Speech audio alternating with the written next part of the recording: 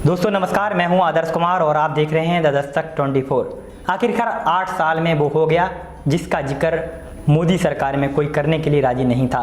पिछले 8 साल में नोटबंदी, जीएसटी, कोरोना के बाद लॉकडाउन, इस देश ने वो दौर देखा जब 45 साल की सबसे ज़्यादा बेरोजगारी आई। सड़कों पर उतरकर देश का युवा नौकरी के लिए उतरकर पकौड़े बेचने लगा। प्रयागराज में प्रतियोगी परीक्षाओं की तैयारी कर रहे लड़कों के हॉस्टल में घुसकर पीटा गया, लेकिन मोदी सरकार की जबान से नौकरी का ना तक नहीं निकला। फिलहाल आज सुबह सुबह प्रधानमंत्री ऑफिस के तरफ से एक ट्वीट किया गया है जिसमें पीएमओ की तरफ से लिखा गया है कि प्रधानमंत्री नरेंद्र मोदी ने सभी विभागों और मंत्रालयों का जायजा लिया। इसके बाद नरेंद्र मोदी ने निर्देश दिया है कि सरकार में आने वाले 1.5 साल में मिशन मोड में 10 लाख लोगों की भर्तियां करे। मतलब कि दोस्तों, जो मोदी जी हर साल 2 करोड़ नौकरियों की कहकर सत्ता में आए थे, वो 8 साल में कम से कम पहली बार नौकरियों पर कुछ बोले तो। हालांकि देश में 60 लाख नौकरियों के पद अभी खाली हैं। यह आंकड़ा जरा विचार करके देखिए कितना बड़ा है।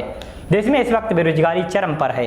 कांग्रेस ने मोदी सरकार के इस ऐलान पर तंज कसते हुए कहा है कि वादा हर साल 2 करोड़ नौकरियां देने का हुआ था। कांग्रेस समेत तमाम विपक्षी दल मोदी सरकार पर रोजगार के मुद्दे पर ही सबसे ज़्यादा हमले करते रहे हैं। विपक्ष आरोप लगाता रहा है कि पिछले कुछ सालों में लाखों लोगों की नौकरियां चली गईं, बेरोजगारी बढ़ती जा रही है। दोस्तों, वैसे विपक्ष भी दूध का धुला नहीं है। महंगाई, बेरोजगारी ये ऐसे मुद्दे हैं जिन पर जमीनी स्तर पर हमेशा बात होनी चाहिए, लेकिन विपक्ष समय समय पर करता है, क्योंकि जब उसकी नींद जागती है तब वह रोजगार को लेकर आलाप लगाना शुरू कर देता है। आखिर ये मुद्दे हमेशा क्यों बरकरार नहीं रहते?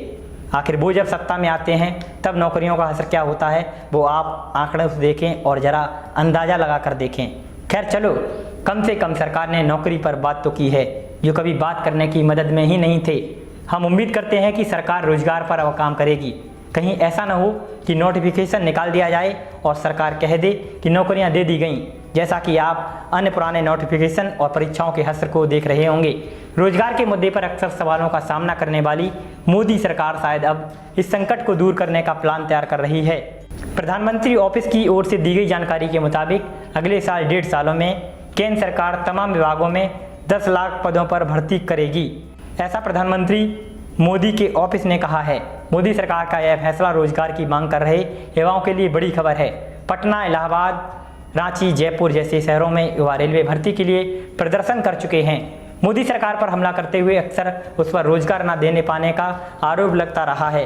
खासतौर पर नोटबंदी, जीएसटी और फिर कोरोना काल में अर्थव्यवस्था की विकास दर धीमी होने के चलते निजी क्षेत्र में भी नौकरियों के अवसर ज़्यादा नहीं निकल पा रहे हैं।